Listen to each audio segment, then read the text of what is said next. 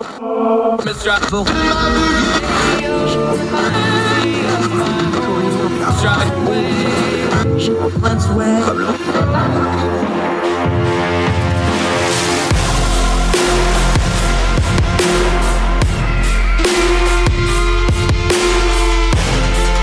your host, Andrew Donaldson. This is Heard Tell. Heard Tell Show. Thank you so much for giving us once again the most precious thing you have, your time, and rejoining us as we once again try to do what we always do, turn down the noise of the news cycle, get to the information we actually need to discern the times we live in a little bit better and understand what's going on around us. Thank you so much for being with us once again. We're going to have Krista Kafer on today. She'll be our guest, Denver Post columnist, also does some teaching, communications major. We've had her on many, many times. She's out in Denver, Colorado. We love talking to her. We're going to talk about tipping. And because tipping crosses a lot of streams, it talks about the labor shortage issues. It talks about culture. It talks about our society. It talks about how people work and earn. A lot of cross streams when it comes to tipping. We're going to discuss that with Krista Kafer on the program today. Also going to go up to Alaska, going to talk about how that bright green future everybody wants with electric vehicles and such. That's all great and all, but you're going to have to find some way to mine all the rare earth minerals. And a fight up in Alaska over a mine that's being proposed to get some of those minerals is putting the Biden administration in a bind between what it knows it needs to do and some of the rhetoric it's had before. We'll talk about that here in a minute. We'll end on a good note like we always do. In this case, a wonderful little story about people getting kids ready with one of those basic things about going back to school that gets overlooked very easily if you've not been a parent, or maybe it's been a while since you're a parent, or maybe you're a parent just never thought of. Great little charity story we'll talk about at the end of the program to round things off. But let's start with kind of something that's big news in a small segment of society, but it's a segment of society that has outsized influence. I'm going to talk about Twitter for a minute. Now, granted, I'm on Twitter way too much. Twitter is the main platform that we've been using that got me into writing, got me into doing media. That all started with me getting a Twitter account. That was the first social media account I'd ever had in my entire life. I was 36, 37 years old at the time. So I'm not huge on social media. I was a late comer to it for a lot of reasons, but I've been on Twitter for a while, and that's been my primary, not just social media account, but also for me to do things like Heard Tell for like my writing. And a lot of other people do that. The reason I did Twitter, though, is because the access it gives you. You can directly access other writers, other media personalities, people like that. That was the secret sauce of what made Twitter click. Anybody could talk to anybody. That's why the verified system was so important. I don't want to beat it to death, but since Elon Musk bought Twitter, things have not been going really, really great. Now, we could spend weeks talking about that whole deal. He overpaid for Twitter by somewhere in the range of $30 billion. Let me repeat that. He paid $44 billion for Twitter. Twitter was valued at only about 12 to 15 billion. So he vastly overpaid for it. So just on a business sense, this deal and the backers he got from the Saudis and other places, they're never going to get that money back. We have the verification mess where they got rid of the verification system, which was the secret sauce of Twitter, because if they were verified, you know it was that person or that person's team, and you could talk to them directly. That's been moved. The blue check changed to a paid thing, and now more and more features are getting taken away from users, including now DM, direct messaging, has been limited. That's going to be driving people crazy and driving people away at all. And you're not going to sell enough $8 subscriptions to make up for the people you're losing and the massive amount of ad revenue. Plus, Elon Musk did one thing you don't want to do with your business. He made it personal to a lot of people, including me. I'm just on a point of principle. I'm not going to pay for Twitter. That's why we did some other things. That's why we started doing the Substack. So you can find this program on other platforms. We're going to be working to move into some other platforms as well. We already are on YouTube and all the podcasting platforms. We're looking at some other things. Long story short, a lot of people are in the same boat that I am, that we are. Twitter's gone and become unstable, and now he's killed it off altogether, at least the branding. He announced that they're going to call Twitter X. It's going to be the X app. Now, let's back up for a second. Elon Musk has been obsessed over the X app for many, many years. When his original company, PayPal, he wanted to make that X, and that went so well that one of the reasons he basically got sent out of his own company, PayPal, and it went to Peter Thiel, and everybody knows how that went from there. He's been obsessed over this X app for a long time. Some of the quotes from them are very disturbing. You can listen to interviews. I'm going to link to a few of them in the Substack notes, herdtell.substack.com. You can also get it in the show notes of your podcasting platform, except for Heights. What he wants is for it to be the quote, and this is a direct quote, the everything app. You can listen to interviews where he's talking about wanting to make this X app, what used to be Twitter, in charge of all your finances. And he's talked about it being half of the globe's finances running through this app. It's going to be the everything app. Folks, maybe it will be. Maybe I'm wrong. I'm just, small town person. He's a genius in a lot of areas. The SpaceX stuff is genius. It's a thing of vision that he's hammered through. Tesla has been very successful, although I have some issues with it. He's made it successful. Because you're a genius in one area does not make you a genius in all areas. And Elon Musk is now in a space where more than ever before, and more than when he made the bulk of his wealth, he's a public figure. And his public persona is starting to hurt his businesses. Unbranding Twitter is a massive mistake. Twitter is actually a really small piece of the social media landscape. Depending on which estimate you want to work off, pre-Elon Musk's buy, because that changed a lot of things, especially advertising, about 23% of American adults have active Twitter accounts, only 23%. To compare that, the Facebook account numbers are in the 70s and low 80s, depending on the year. Worldwide, only about 4% of all the people on Earth have access to Twitter, either because they've got the app or whatever. Twitter is a very small portion of the social media game. However, it had outsized influence because of who was on it, because of the verification system. A lot of reporters, a lot of media people, a lot of famous people, especially the media folks, they could all talk to each other. They could have back channels. And when there was a breaking event or something, you could get a massive amount of information from a lot of different sources all in one place on Twitter. That's all going to be gone now. The problem with something like the X app, and why I don't think it's going to be successful, besides the fact that Elon has made a lot of this a referendum on Elon himself personally, which is never going to work out well. And now we have the reporting on some of the influencers he's chosen to reward because they're publicly going public with, hey, Twitter's paying me to be on Twitter. And a lot of them are more of the right wing and frankly not very good actor and good faith accounts. The problem with this everything app is if you're doing everything, there's an old saying, you're not doing anything particularly well. He wants to do video on Twitter. I can do video better on other streams, especially short videos like they're talking about. People that are already on TikTok aren't going to stop using TikTok to just use Twitter. People on YouTube are not going to stop doing that just to use Twitter. He's talking about finances. Let me put this as bluntly as I can. Has there been anything in the Elon Musk reign at Twitter that makes me think, oh, they're really put together, they're really buttoned up, they have great leadership, they have great vision, let me trust them with a big chunk of my money? The way Elon has conducted himself and the way Twitter has started to, I'm not exaggerating, fall apart and not work very well for people like me who actually conduct business on it, I don't want to give him $8. I'm sure not going to give him any kind of control over my finances. When my DMs don't work and when your platform don't work and you're putting rating restrictions unless you pay for more, why in the world would I give you access to my money? I think they have gone the wrong path with this, and it makes me sad. I've really enjoyed Twitter a lot, not because of the platform, because of the people I met. And a lot of those really good people I like, a lot of them feel like me. They're kind of getting fed up with it. I don't think Twitter's going to die and go away or anything like that. I do think it's going to eventually wind up in bankruptcy because there's no way they're going to make enough money to pay off the loans that they took out to pay for this thing and pay back the investors. But Twitter as we know it really is truly dead, not just because he changed the branding.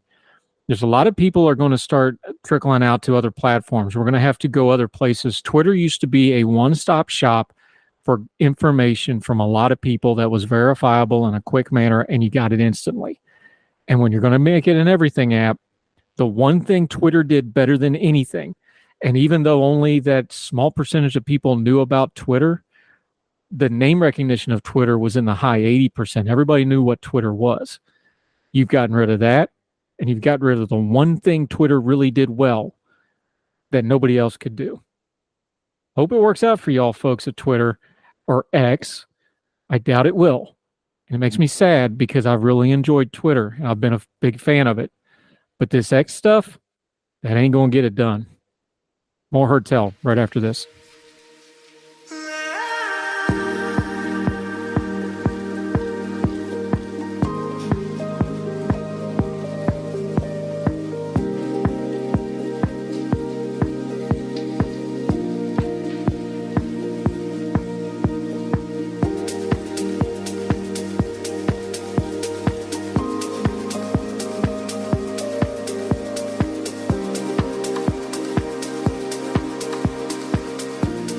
Welcome back to Heard Tell. Okay, we got to have a little bit of a grown folk talk about things like the environment and the bright green future a lot of folks want us to have and how fast we get there and how you get there. And how you get there is actually through a road through a remote part of Alaska.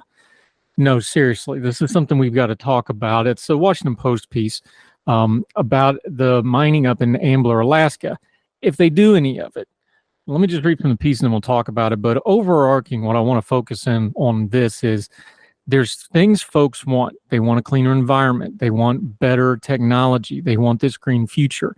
But to get to there from here requires some real world stuff. It's one of the reasons I'm glad before I got into politics and doing media stuff. I actually come from transportation background. That was my trade for many, many years. And that's a very honest business. You have to get X product to Y destination for Z amount of money in whatever amount of time. It either gets done or it doesn't. And I think that's a good background for me as I started to approach policy and politics and things like this, because you can either get it done or you can't.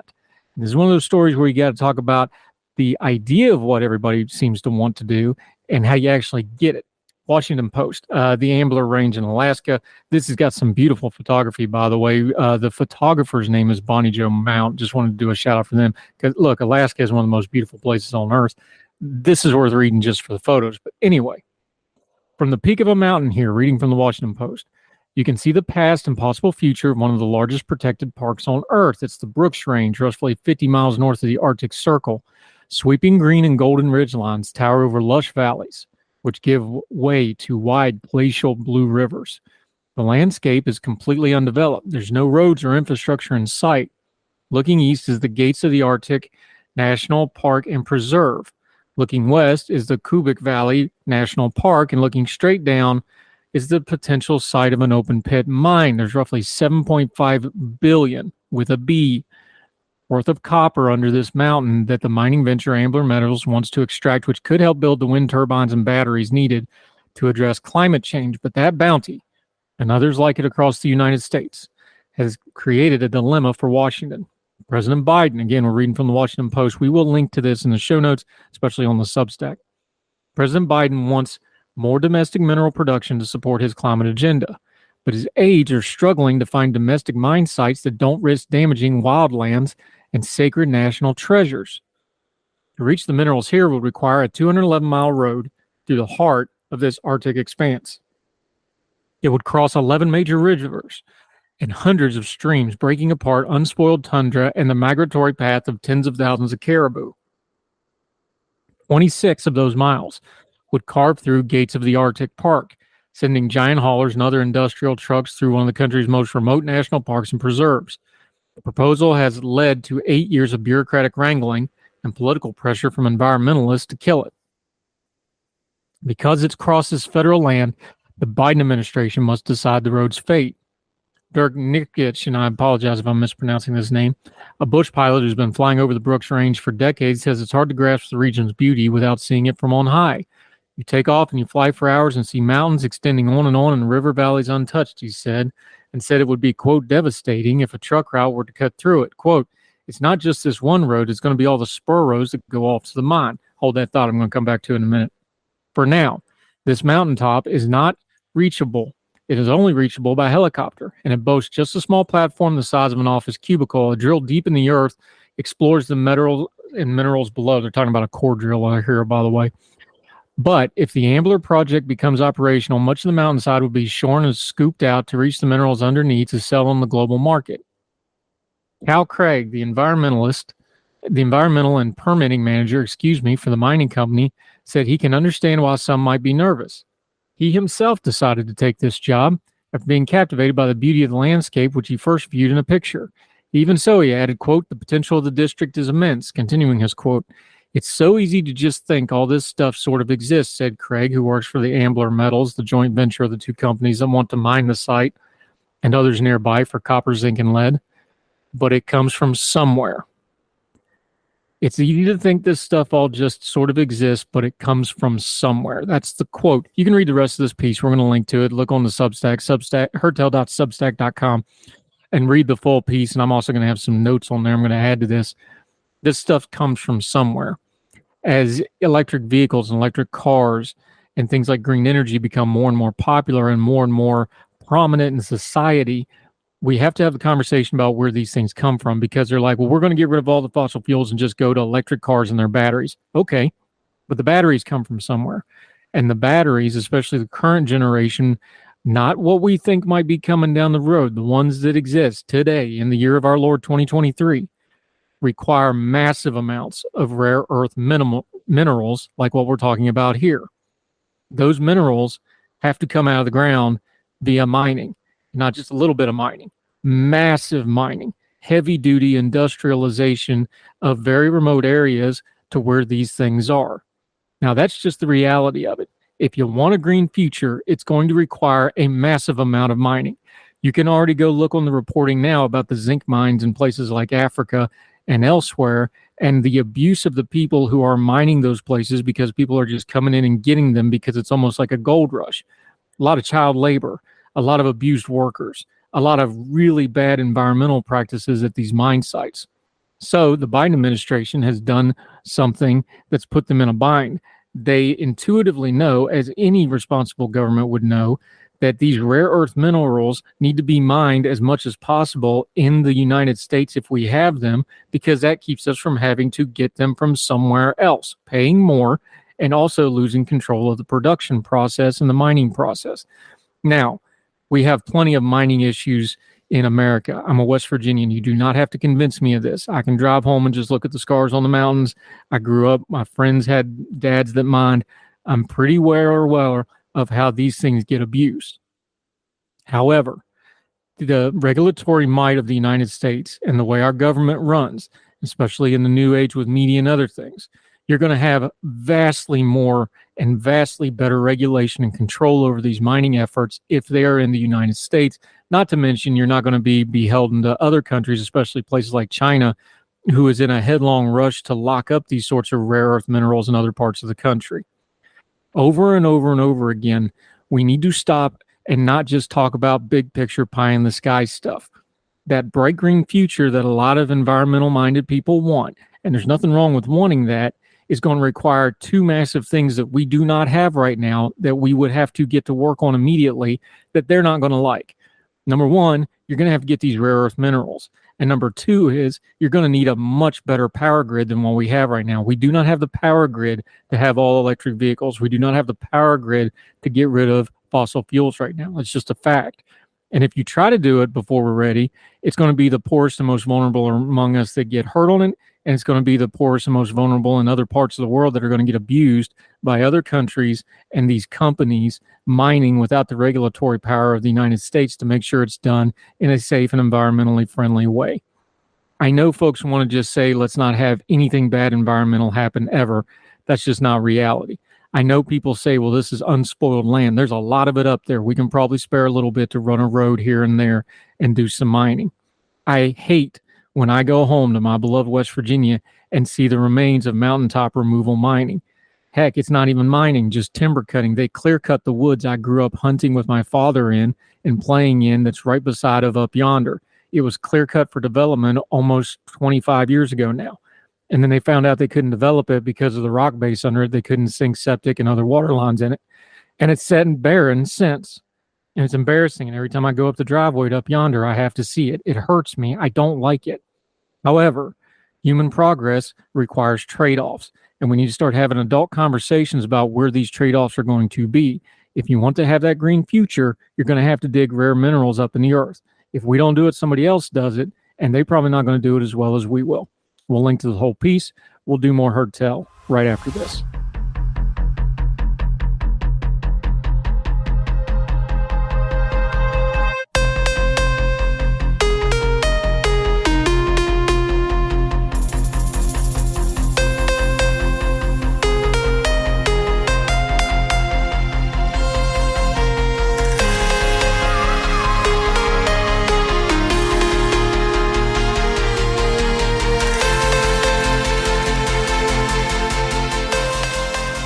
Welcome back to Heard Tell. Okay, favorite of ours. She's our Western correspondent because she's out there in beautiful Denver, Colorado, up there in the Rocky Mountain High. Krista Kafer. She is an opinion columnist for the Denver Post. Also does a lot of radio. Did a whole week's worth of radio. You need to go listen to. Did a great job with that. How are you, my friend? I'm doing great. Great. It's hot here, but at least it's dry heat.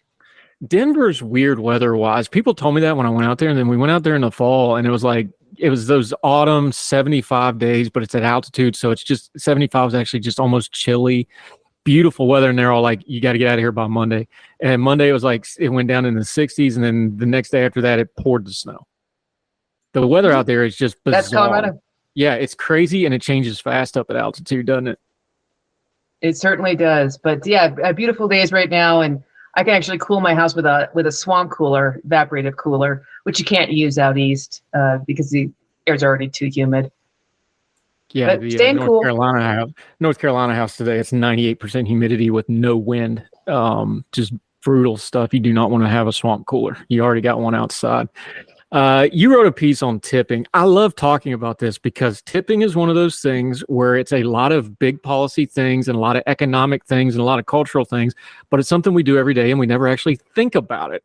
So what got you talking about tipping? Because that goes to the labor crisis. It goes to wages. It goes to economic. Boy, this just crosses all kinds of streams, doesn't it? It certainly does. And I don't think I would have actually thought about it, even though like a lot of Americans, I'm kind of irritated by this idea that we have to tip on everything now. Now, I used to be a tipped employee. I worked at Domino's Pizza for years, delivering pizzas. I was a waitress at one point. So, I think it's very important to tip your servers. But back in the day, it was kind of a standard 10%. It was food related, or if you got your hair cut, or maybe if you got a massage, that's when you tipped. But now it's like up to 20%. And the guy at the Starbucks who just hands you a cup of brewed coffee wants a 20% tip on top of a $6 drink. I think people are experiencing a kind of tipflation or tip guilt, this idea that I have to tip everyone everywhere. And so it's frustrating. And then you wonder, at what point does a tip just become a surcharge? I think a lot of people are thinking about this. The technology part of that, you mentioned Starbucks, they hand it through the window and you get a pick. Not calling anybody out, but I've seen them where they don't ask, they just hit the buttons, and I know exactly what they're doing. Like, gee, I wonder which button they hit. It also, things like a restaurant. I just stayed at a place Sunday, somebody who's, one of my non-kid kids. You have some of those in your life, working her first job, wanted to tip pretty good. I had to ask, like, do you guys split tips? How does this work? She's like, oh, well, I'm the hostess, so I get this percentage off of it. And she explained it to us, and then we, reacted accordingly. Not everybody does this differently. There's no set way of doing it, but we do have to acknowledge tipping has been exploited by, especially in the restaurant industry, as a way to keep wages down for a long, long time. There could be some overcorrection here, but then there's also that technology component you just mentioned where it's like, I think there is some of these companies have just figured out like, hey, here's a way to get some free money. It is, and it feels like a surcharge. And how this all came up is that we've got this very unique restaurant, Casa Bonita, in Denver, and reopened by the South Park guys after they refurbished it. They made an executive decision that they were going to go with no tips and have all of their workers make $30 an hour. And it made sense for them because you pre-order the food, so there was some ambiguity. Who should I tip? Should I tip?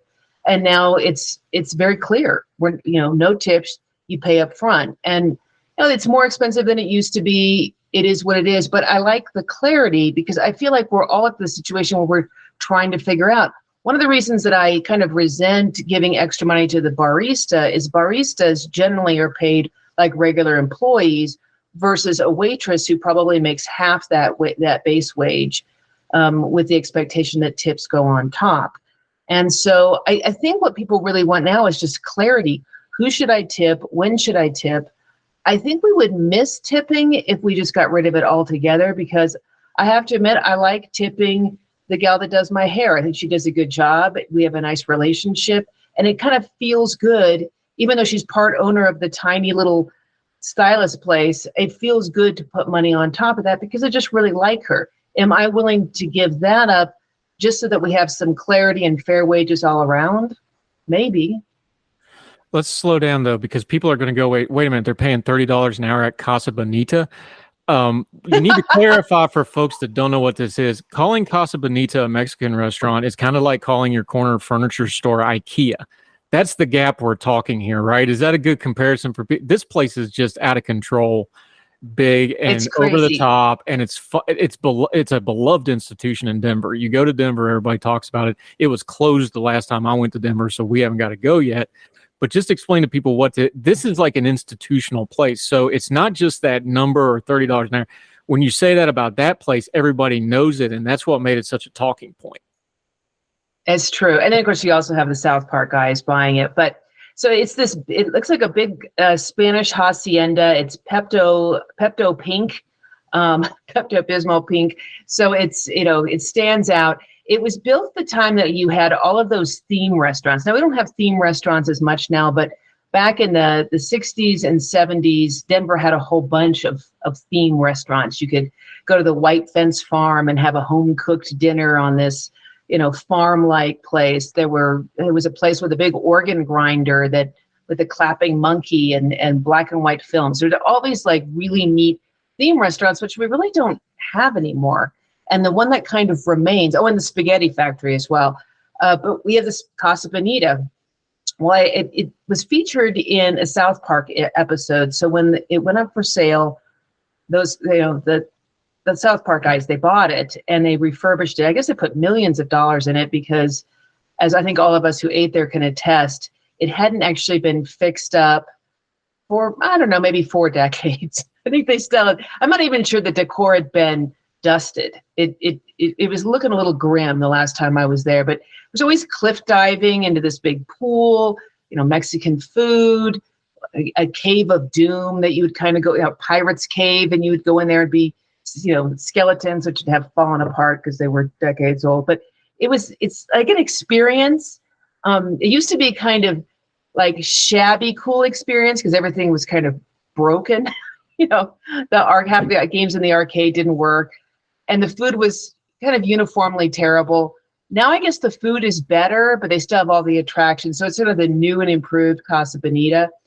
And that's part of why I think this whole tipping thing came to my attention was there were articles about Casa Bonita and this change up, which I think was a good choice. You just touched on a big part of this is the ownership decided we're going to do this. We're going to have clarity. Yeah.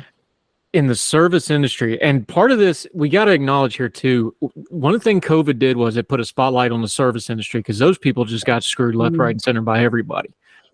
The service industry, where you're going to see a lot of the tipping stuff and gratuities and things like this, there's not a lot of uniformity. Like you said, there's not a lot of clarity on tipping, although some places will have it on the menu or whatever. The reaction to this is, well, we need to have it uniform. The problem is, this is all individually leadership based. I don't know that you can have uniformity because I really don't know that you want the government to start regulating tips. That sounds like something that's going to be a problem. And that's the first thing I've seen a lot of people call for is like, well, of course, this gets lumped into the minimum wage argument and all that stuff. This stuff isn't one size fits all. And if you start trying to regulate it one size fits all, you're probably going to wind up making it worse. So what do we do besides just voting with our feet and our wallet and our hard-earned dollars? I'm with you. I don't want the government weighing in. They'll just make things worse like they most often do. I think it is going to be a place-by-place thing, and I think it's going to be a personal choice. I've basically stopped tipping on orders in which it's not really a service experience. If you sit down at a restaurant, somebody's coming up to your table multiple times, getting drinks, bringing your food, chatting with you. That's a situation where I really feel it's very appropriate to tip 20%. If I go to the movie theater bar to carry a glass of overpriced wine into the movie in a plastic cup, the last time I did that, I paid $18 for a cup of wine that I don't think the bottle was more than $10. So then I had to put a tip on top of that. That's kind of where I feel funny about it. Yeah. Because it feels weird to say no and to hit that no button. But I think if it's just something that's being handed to me, I'm not going to tip anymore.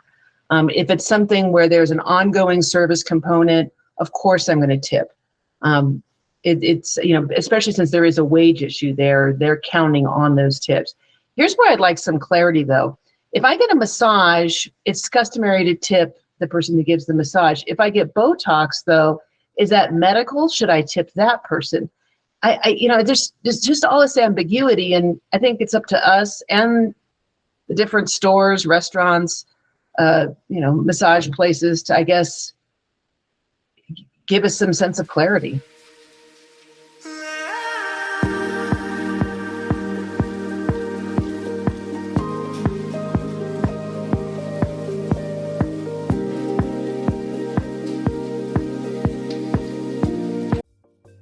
Folks, if you've listened to the Heard Tell program, you've heard our friend Gabriella Hoffman, but you need to make sure you're checking out her podcast, District of Conservation. It's a podcast exploring the nuances of true conservation efforts from DC and beyond. From topic discussions to exclusive interviews with conservation and energy newsmakers, Gabriella keeps listeners appraised of the latest news stories while elevating important voices. Listen to District of Conservation on Apple Podcasts or wherever podcasts are played. Religion is at the intersection of our 21st century life, even if we don't express a faith. At a time when it seems that religion isn't as prevalent as it once was, it still leaves its mark everywhere. As a pastor, I know that religion isn't something I just do on a Sunday, but it's found in every nook and cranny of my life. Sexuality, politics, social media, the economy, war, nationalism, all have some kind of religious angle to them. And as a communicator, I want to find the stories that can help people understand this part of our society that is so important to so many. Hi, I'm Dennis Sanders, and I'm the host of Church in Maine. Church in Maine is a podcast about the journey of faith and where it intersects with modern life. I look at faith with a journalist's eye, asking the who, where, what, why, and how religion affects some of the major issues of the day. Join me as we journey together. You can listen to Church in Maine podcast at the website churchinmaine.org or on your favorite podcast app. I look forward to seeing you.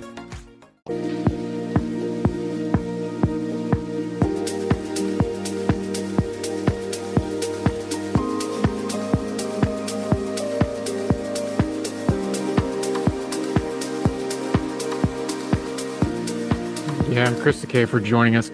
Do we not talk about the service sector industry correctly? I know you do other stuff like radio and things like this, and you teach communications. You're a communications expert, for lack of a better word. We don't talk about the service industry correctly, do we? Whether it's economically, the cultural impact, because these are the people we see every day, literally every day, whether it's a grocery store. I wrote about this too during COVID. Across the street, the two schools, the elementary school and the high schools across the street from the grocery store and the little shopping center. Same people every day in one, but everybody goes over there, everybody going to die, but everybody's over here. You could see the cultural clash of that. And you had the teachers who aren't allowed to work because the health crisis, but it's the same people at the grocery store. We never really dealt with that part of all this, have we? We don't really know how to talk about the service industry, appreciating these folks. You know, obviously the service industry isn't going to pay like the top scientists at NASA, but at the same time, I don't think we have an appreciation and we haven't figured out how to talk about the economic and cultural impact of a service sector that is a huge part of the economy that people didn't really pay attention to pre-COVID. And I think some of this is the hangover of that now is like, oh, well, we know how important these people are and we all saw them get really, really screwed. Let's just call it what it was. Now we want to tip them. That's part of this conversation, isn't it?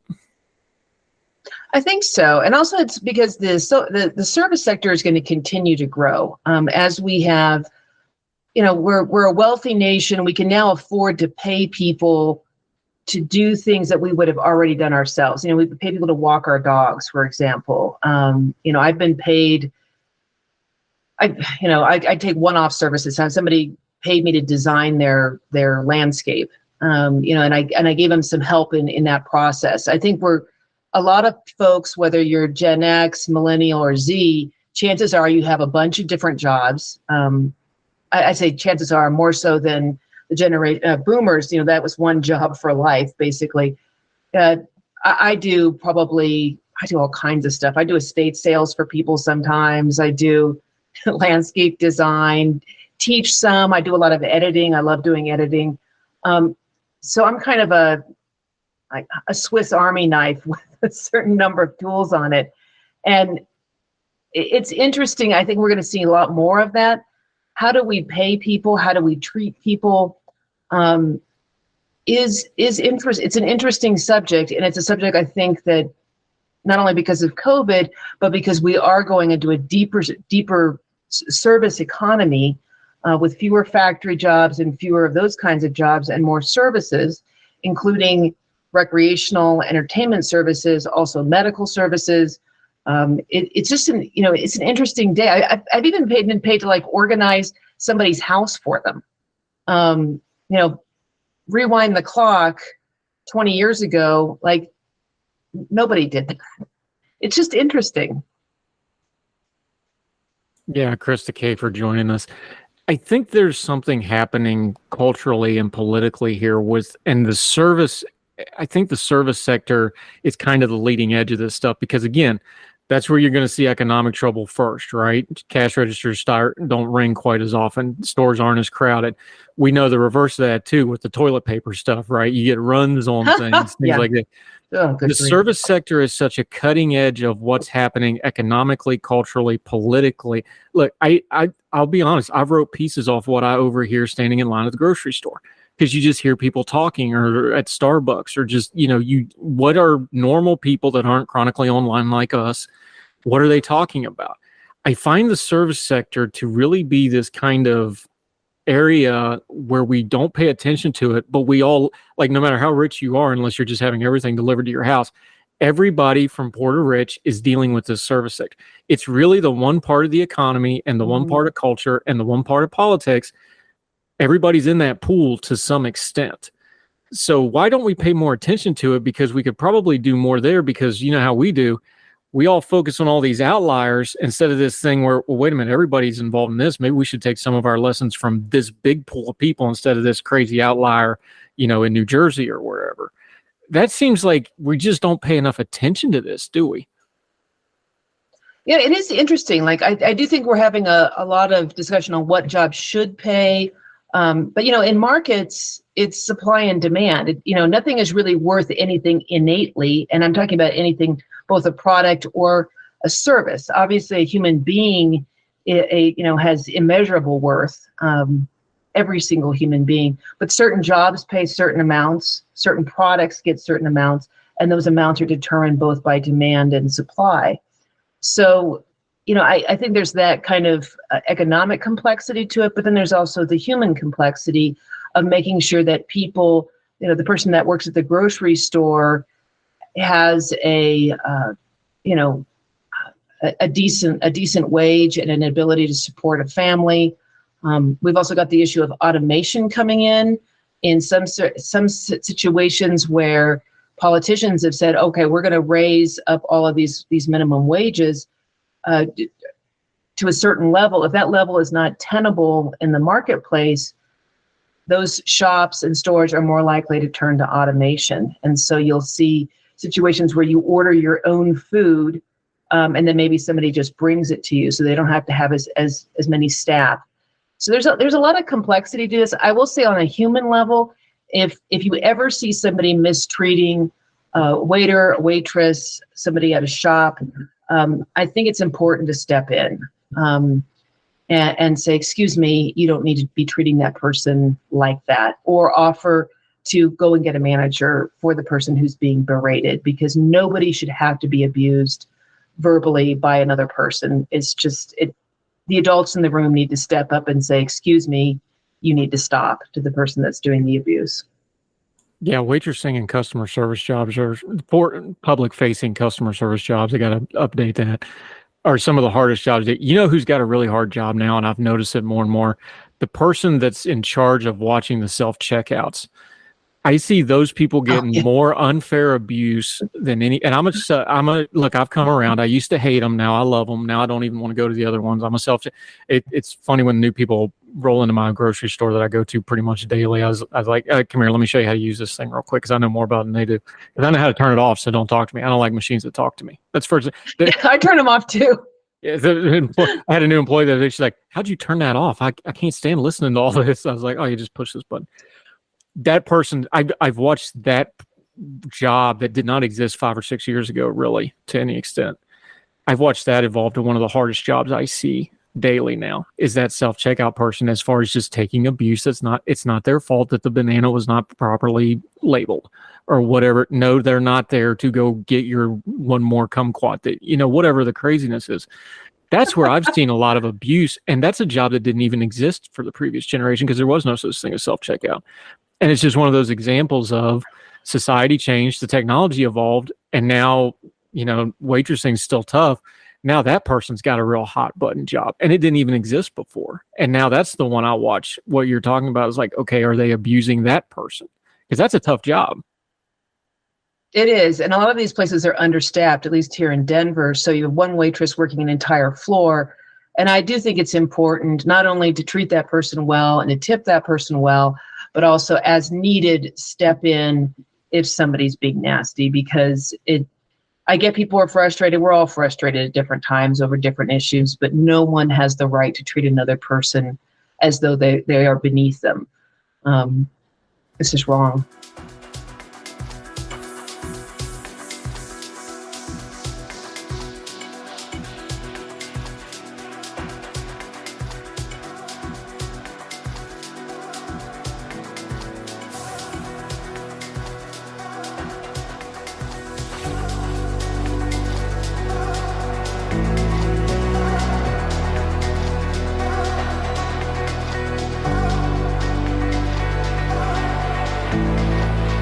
Krista, Kafer. Okay, I got to ask you one political question before I let you go. I find Colorado one of the real fascinating states over the last few years. There's a couple places I kind of watch to see what's going on, big pictures, places like Atlanta.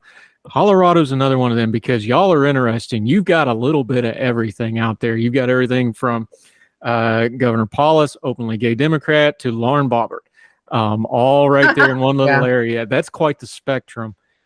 What's the feeling out there right now? Because and I don't think I'm talking out of school here. The state GOP is kind of a mess right now. They're having a lot of infighting. Well, I don't want to spend 45 minutes on it, but it's not good. They're not doing real great. This state, is it a purple state? Is it a bellwether state? There's so much going on there that kind of microcosms the national. I find it really interesting. You're there, though, for the outsiders just looking in. What should they be watching in Colorado over the next 14, 15 months of this election?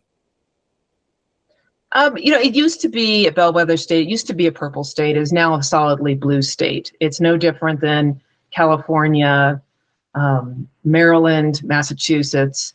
There are conservative pockets, but because the Front Range is so it's so heavily blue. And Front Range, Colorado is basically sort of we'll say almost half flat, which people don't expect, but the eastern part is completely flat. Then you hit the mountains, and of course that's there's mountains there. Along the Front Range is where most of the population lives, right at that borderland. And we've had so many folks coming in from Illinois, California, and other places that fled high tax states, but these people are solidly Democrat. So it really did turn the state blue. Then you have complete idiocy within the party, which caused a lot of normal Republicans to leave the party. The state party is a complete hot mess, full of conspiracy theorists and lunatics. And so it turns off normal people who are like, there's actually a lot of moderates in this state that are uncomfortable with extremes on both sides, and Republicans cannot recapture some of those voters until the whole Trump conspiracy theory thing goes away. Colorado will be blue for the foreseeable future. I say this as somebody who's a Republican, so I wish you could go back to being purple. Yeah, talk radio is doing really well out there, though, because those folks, they still listen to their media, don't they? Krista, Kafer, love having you with us. Let everybody know where they can keep up with you. You, of course, write for the Denver Post. You do other stuff. You also have a Substack where you re-up a lot of your stuff and your wonderful social media. Let folks know where they can keep up with you until we get you back on Heard Tell again. So you can follow me at Krista Kafer. My Substack is on there. You can also, it's Krista Kafer, both with Ks. I about 4 days after I published with the Denver Post, I put that piece back up. I've also got some bigger essays that are kind of interesting, but you'll need to subscribe for those. Worth it. I do. Y'all should too. Krista Kafer, appreciate your time, ma'am. Thank you so much. Thanks. Thank you, ma'am.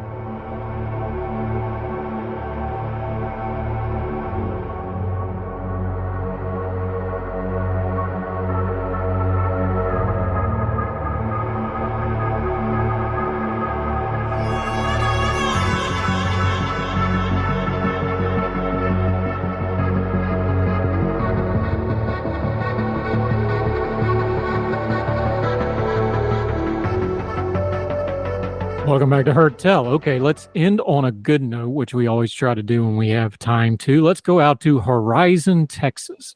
This is from ktsm.com. We will link to it like we always do in the show notes, especially on the Substack. If you don't have the Substack already, heardtell.substack.com. We have all the links to everything we do in every show, and sometimes we even put a little extra notes in there. But listen to this story. Quoting, the Horizon Police Department and Trend Setters Barbershop hosted an event for children of all ages to get a back-to-school haircut before the start of the 2023-2024 school year. We will be cutting hair for kids from Horizon schools and doing charity work. It's an experience that I believe will help us both as a business and a people, Julio Roman, manager of Trendsetters Barbershop, said. I don't know if it's Roman or Roman here, but whichever, good job on you, sir. Let's call it Roman. Roman said 18 barbers donated their time on Wednesday to cut kids' hair. The event took about a month to set up through the Horizon Police Department. Quote, you always hear, back to school, school supplies, you hear all this specials going on. Sometimes a haircut might be something overseen for a kid. You might put more priority on school supplies than a haircut, Heli Sierra, with the Horizon Police Department said. Once the event was set, the police reached out to the community for help with donations. With the help of social media, Sierra said over $1,000 was raised to give almost 100 kids a free haircut. With this, we're hoping we can bring out some of the families that might be a little bit tight on money or maybe running a little bit tight on time, make sure the kids feel comfortable and confident going back to school with their brand new haircuts. Families who took their kids to get a haircut told KTSM this would give their kids the confidence they need to start the school year off well. I really appreciated it, Amber Dominguez said, and they should be doing more things like this for people who don't have money and things like that, one of the students getting the haircut said. It's on the Horizon Police Department Facebook page. They actually have some videos of this. The kids had a blast with it. They were just rolling these kids through. We're going to link to the story. I like stuff like this, little community stuff.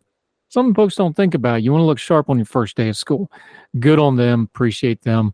Love having some good news at the end of the program. And that's going to do it for Heard Tell. However you're listening, we really appreciate it. Make sure you're subscribing on whatever platform you're listening to us on. iTunes, Spotify, iHeartRadio, Google, however you're finding us, make sure you're subscribed and or following or whatever that platform calls it. It's always going to be free to you. None of what we do will ever cost you anything more than a click and a little bit of the most precious thing you have, your time, and we thank you greatly for doing it. Make sure you subscribe to the Heard Tell Substack, heardtell.substack.com. That's the one-stop shop for everything I'm doing, writing, media appearances, new Heard Tell episodes, all that's there. We're consolidating there because we have primarily used Twitter as the main messaging system that we've used for social media. With that becoming increasingly volatile, let's just leave it at that. We needed something that can get something directly to you folks. The response has been amazing. Really appreciate it. We also get to do things like add notes to things. Make sure you're subscribed to the Heard Tell Substack, heardtell.substack.com. That puts it right in your inbox anytime we do something. And all the content on that doesn't cost you a thing. Free subscription gets you absolutely everything involved there. If you want to support what we can do, you can do that as well. But you get everything. There's nothing paywalled, nothing like that. Also, one other quick note. The good talks, those are just the interview portions with our guests. Those come out separately than the full program. They usually come out the day or so after the program that they ran on. Be sure to look out for them. And they are also going to be on the YouTube channel. So if you want to watch the videos of those will be available to you. So look out for the good talks. Great thing to share with folks because it's topical. If you got a particular topic or something, you're a fan of the guests we have on, let us know and make sure you're sharing those. Make sure you follow our guests. We really appreciate their time. So wherever you and yours are across the street or around the world, we hope you're well. We hope you're well fed. Can't wait to talk to you again on the next Heard Tell. All the music on Her Tell is provided under a Creative Content license from monstercat.com. Somos la máquina. Religion is at the intersection of our 21st century life, even if we don't express a faith. At a time when it seems that religion isn't as prevalent as it once was, it still leaves its mark everywhere. As a pastor, I know that religion isn't something I just do on a Sunday, but it's found in every nook and cranny of my life. Sexuality, politics, social media, the economy, war, nationalism, all have some kind of religious angle to them. And as a communicator, I want to find the stories that can help people understand this part of our society that is so important to so many. Hi, I'm Dennis Sanders, and I am the host of Church in Maine. Church in Maine is a podcast about the journey of faith and where it intersects with modern life. I look at faith with a journalist's eye, asking the who, where, what, why, and how religion affects some of the major issues of the day. Join me as we journey together. You can listen to Church in Maine podcast at the website churchinmaine.org or on your favorite podcast app. I look forward to seeing you. Folks, you've heard of Ethan Brown on the Heard Tell Show a couple of different times, but if you're interested in learning about how to discuss things like climate change without all the politics and doom and gloom, head over to his podcast, The Sweaty Penguin. Sweaty Penguin is a late-night comedy-style climate podcast working to add nuance, critical thinking, humor, and hope to the climate conversation. They got over 100 episodes already, breaking down weekly news stories and specific topics, from the vanilla to the ADHD to the international accountability to orangutans. Yes, I know, it's a comedy thing, so just go with it. But each time, exploring different ways we can make progress on these issues while still helping the economy, health, security, and everything else we care about. Feel overwhelmed, exhausted, or excluded by today's climate change discourse? This is the podcast for you. Find The Sweaty Penguin wherever you get your podcasts or at www.thesweatypenguin.com.